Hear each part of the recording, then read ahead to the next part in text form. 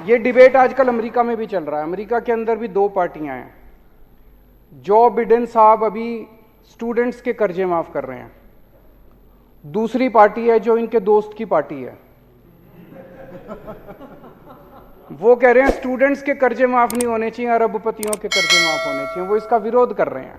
वहां भी यही चल रहा है और यहां भी यही डिबेट चल रहा है इस देश के अंदर कि क्या अरबपतियों के कर्जे माफ होने चाहिए या किसानों के और स्टूडेंट्स के कर्जे माफ होने चाहिए।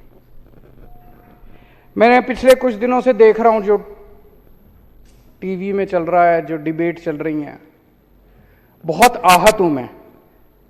ये चल क्या रहा है? मतलब ऐसा लड़ाई झगड़ा, हमारा कसूर क्या है?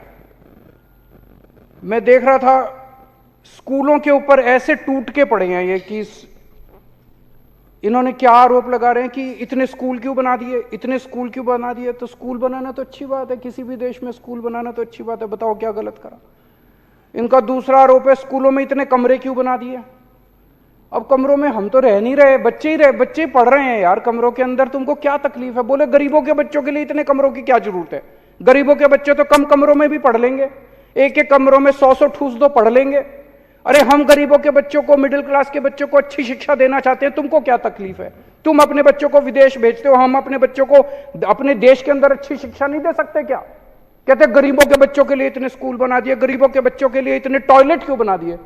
बताओ, टॉयलेट, ज्यादा टॉयलेट बना के हम क्या करेंगे उसका? हमारा उसमें क्या रोल है यार? पहले ऐसे जमाना था जहां पे टॉयलेट्स ही नहीं होते थे स्कूलों के अंदर, बच्चियों को अपने घर जाना पड़ता था अगर जरूरत पड़ती थी। आज अगर हमने अच्छे टॉयलेट बना दिए, वहां हमारी बेटियों को, बच्चियों को, बच्चों को अगर सुविधा मिल रही है, तो इसमें क्या तकलीफ है? ये आरोप है इनके, ज्यादा स्कूल क्यों बना दिए। फिर कह रहे हैं क्लासों में इतना डिजिटल बोर्ड लगाने की क्या जरूरत थी, इतने शानदार डेस्क बनाने की क्या जरूरत है? गरीबों के बच्चे, रिक्शे वाले के बच्चे, मजदूर के बच्चे, इन लोगों को क्या जरूरत है इतने अच्छे अच्छे डेस्कों पे पढ़ने की? इन लोगों को क्या जरूरत है डिजिटल बोर्ड की? इतना पैसा खर्चने की क्या जरूरत थी? हम तो करेंगे, हम अच्छी शिक्षा देंगे। अब ये देश बदलेगा, अब ये देश रुकने वाला नहीं है। तुम लोगों ने गरीबों का मजाक बना दिया था इस देश के अंदर, अब इस देश के गरीबों को अच्छी शिक्षा मिलेगी और तुमसे आंखों में आंखें मिला के तुमको, तुम्हारा सामना करेंगे गरीबों के बच्चे।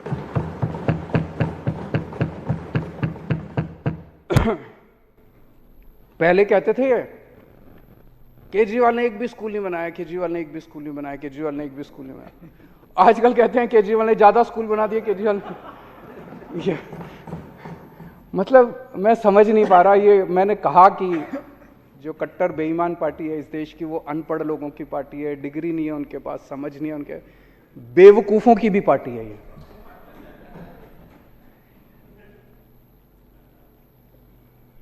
एक मैं देख रहा था आजकल स्कूलों में घूम रहे हैं ये, कल मैंने देखा सौरभ के साथ लड़ाई झगड़ा हो रहा था। आजकल स्कूलों में घूम रहे हैं कि कमी निकालनी है, कुछ भी कमी निकालनी है। यार जबरदस्ती कमी निकालने की क्या जरूरत है?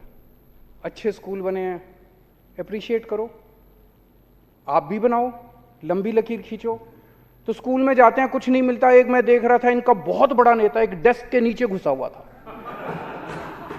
डेस्क के नीचे घुस के देखो यहां पे मिट्टी है, वहां पे दिखा रहा था, देखो यहां पे मिट्टी है, कैमरा वालों को बुला रहा था एक डेस्क के नीचे घुस के। ये क्या है? तमाशा बना रखा है इन लोगों ने। यार अच्छे काम एक दूसरे से सीखते हैं ना। मैं इनको बार बार कह चुका, असम के मुख्यमंत्री के साथ अभी ट्विटर पे बातचीत हुई, मैंने उनको कहा भाई आपने कुछ अच्छा काम किया, मैं आता हूं, दिखाओ मेरे को, मैं भी दिल्ली में करूंगा।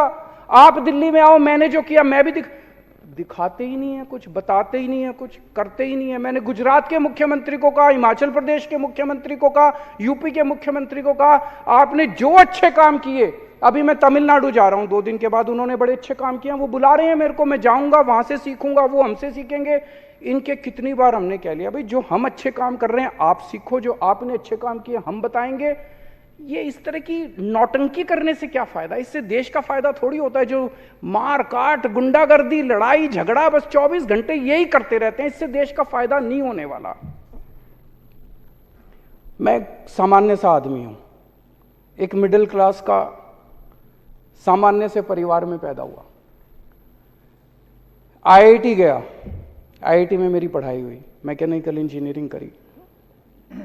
आज मैं जो कुछ भी हूं मैं समझता हूं कि मैं मेरी शिक्षा की वजह से हूं। आज मेरे दोनों बच्चे आईआईटी में पढ़ रहे हैं, बेटी आईआईटी में पढ़ के पास हो चुकी है, बेटा, दोनों अपने पैरों पे खड़े हैं, वो भी अपनी शिक्षा की वजह से।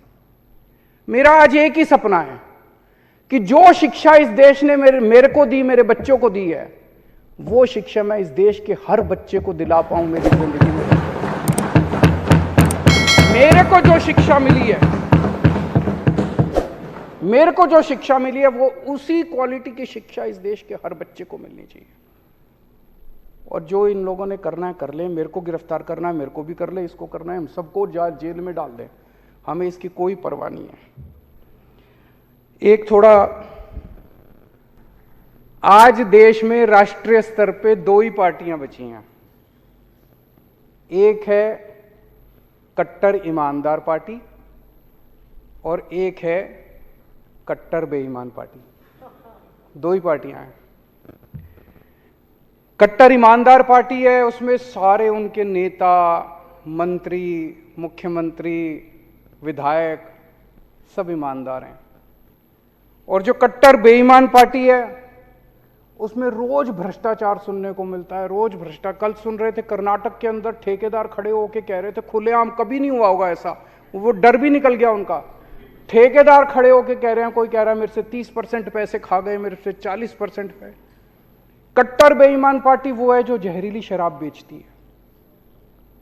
कट्टर पार्टी बेईमान पार्टी वो है जो नशा बेचती है इस देश के अंदर।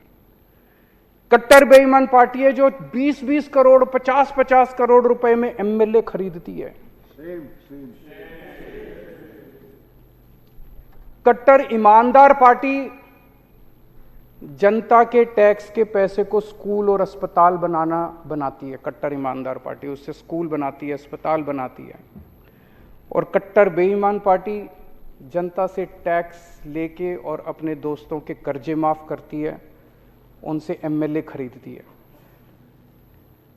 कट्टर बेईमान पार्टी अपने दोस्तों से और अपने पार्टी के लोगों से प्यार करती है, उनको बचाने की कोशिश करती है। अगर उनकी पार्टी का कोई पकड़ा जाए तो उसको जांच भी नहीं होती, कुछ नहीं होता। उनका कोई दोस्त पकड़ा जाए चोरी करते हुए तो उसका कुछ नहीं होता। कट्टर ईमानदार पार्टी देश से प्यार करती है। अगर उनका अपना भी कोई फंसे तो उसको बख्शती नहीं है कट्टर ईमानदार पार्टी। कट्टर बेईमान पार्टी है जिसमें कम पढ़े लिखे लोग हैं, आधे से ज्यादा अनपढ़ लोग हैं, कईयों की फर्जी डिग्रियां हैं उनके नेताओं की। कट्टर ईमानदार पार्टी वो है जिसके पास पढ़े लिखे लोग हैं, आईआईटी के लोग हैं, पर डिग्री असली है। कट्टर ईमानदार पार्टी के पास अच्छी टीम है, समझ है, विजन है। कट्टर बेईमान पार्टी है जो 24 घंटे गुंडागर्दी, लड़ाई झगड़ा, पूरे देश में बेईमान पार्टी को पता चल जाए किसी ने बलात्कार किया, उसको पार्टी में शामिल कराने के लिए पहुंच जाते हैं। औरतों को गंदी गंदी गालियां देते हैं ये। और कट्टर ईमानदार पार्टी है जो शरीफों की पार्टी है, महिलाओं की इज्जत करती है। कट्टर बेईमान पार्टी है जो दोस्तों की फिक्र करती है, दोस्तवाद करती है, दोस्तों के लिए कुछ भी करने को तैयार है।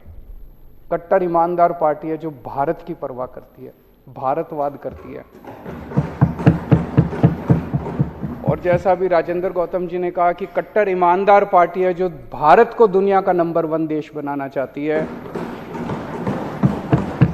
और कट्टर बेईमान पार्टी वो है जो अपने दोस्त को दुनिया का नंबर 1 बनाना चाहती है। मैं कहता हूं मैं फ्री बिजली देना चाहता हूं, बताओ क्या गलत करता हूं? पैसा स्विस बैंकों में नहीं ले जा रहा, जनता को फ्री बिजली। ये इतनी गंदी गंदी गालियां देते हैं, मैं देखता हूं इतनी गंदी गंदी गालियां देते हैं मेरे को। मैं कहता हूं मैं स्कूल और अस्पताल बनाना चाहता हूं देश में। दिल्ली में हमने इतने अच्छे अच्छे स्कूल बनाए, इतने अच्छे अच्छे, जैसे ही मैं कहता हूं मैं स्कूल अस्पताल बनाऊंगा, मेरे ऊपर केस कर देते हैं। ये इतने केस कर दिए इन लोगों ने मेरे ऊपर। मैं पूछना चाहता हूं कि स्कूल और अस्पताल बनाए बिना क्या देश की तरक्की हो सकती है? बिल्कुल नहीं हो सकती देश की तरक्की। तो आज 2 मांग हम कर रहे हैं इनसे। एक तो ये जो एमएलए खरीदते हो तुम, इन्होंने महाराष्ट्र में, मध्य प्रदेश में, गोवा में, कर्नाटक में, आसाम में, अरुणाचल प्रदेश में, बिहार में, अब झारखंड में करने जा रहे हैं। बता रहे हैं 20-20 करोड़ से 50-50 करोड़ रुपए तक के एमएलए खरीदे हैं। 6300 करोड़ रुपए इन्होंने एमएलए खरीदने में खर्च कर दिए, जिसकी वजह से देश में पेट्रोल और डीजल के दाम बढ़ गए। तो आज पहली मांग तो इस देश के लोगों की आ रही है, एमएलए खरीदना बंद करो, बहुत हो गई गुंडागर्दी, सरेआम मंडी बना रखी है इन्होंने एमएलए की। एमएलए खरीदना बंद करो और ये पेट्रोल और डीजल के दाम कम करो। और दूसरी मांग है कि ये कर्जे जो तुम लोगों ने अपने दोस्तों के कर्जे माफ करते हो, ये सारा पैसा रिकवर किया जाना चाहिए और किसानों के और स्टूडेंट्स के कर्जे माफ किए जाने चाहिए, ना कि दोस्तों के कर्जे माफ।